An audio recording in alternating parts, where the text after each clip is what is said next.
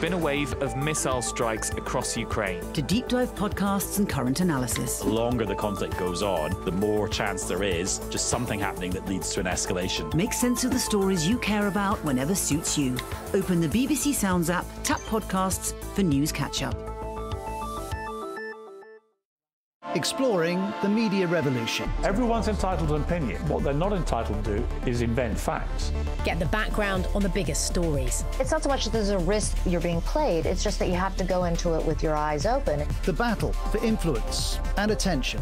When I write a tweet, if I have a 1% doubt about it, I won't send it. And the companies shaping the future. Linear television will die over time. The Media Show, Saturday at 4:30 on the BBC News Channel.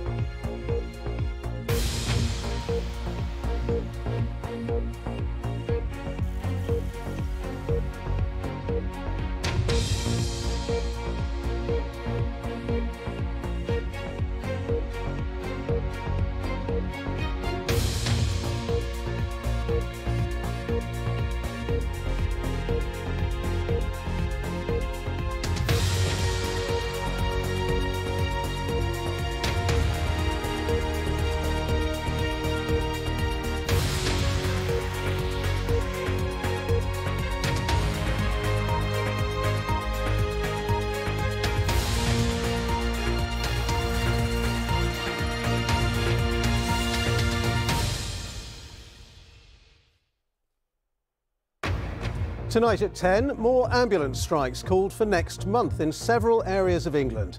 It puts more pressure on emergency care and a health service already under serious strain this winter because of COVID and flu.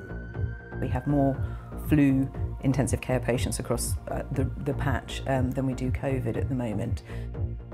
Well, latest figures show that last week in England, a quarter of ambulances were delayed for more than an hour outside A&E. Also in the programme.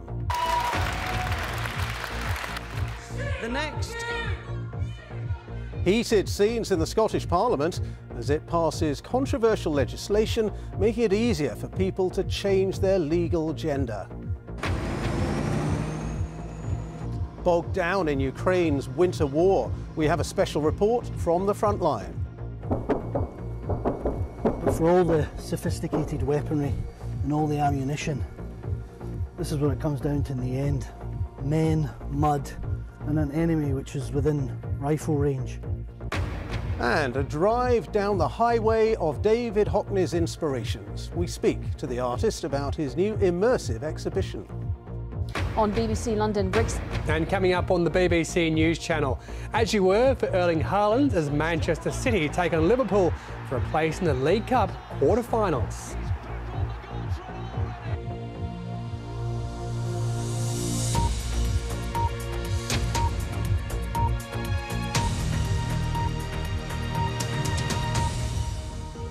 Hello, good evening. Two more 24-hour ambulance strikes in England have been announced for next month after yesterday's walkout. New figures show that even before the industrial action, about a quarter of ambulance patients in England last week waited more than an hour to be handed over to A&E. 16,000 ambulances were delayed outside A&E for over an hour. That's the highest number for a decade.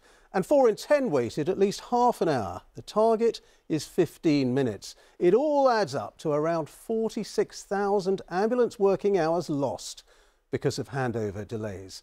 Our health editor, Hugh Pym, has this report. Flu is adding to all the rest of the pressure on the front line of the NHS. Within the Royal Berks, we've got around 90 inpatients with flu, which is a really sharp increase from even 2 weeks ago. And this consultant is seeing the impact. I've been a clinician for an awfully long time, so I've seen bad flu years and good flu years. I think we have to remember that with the pandemic, particularly in children, they just haven't been exposed to flu in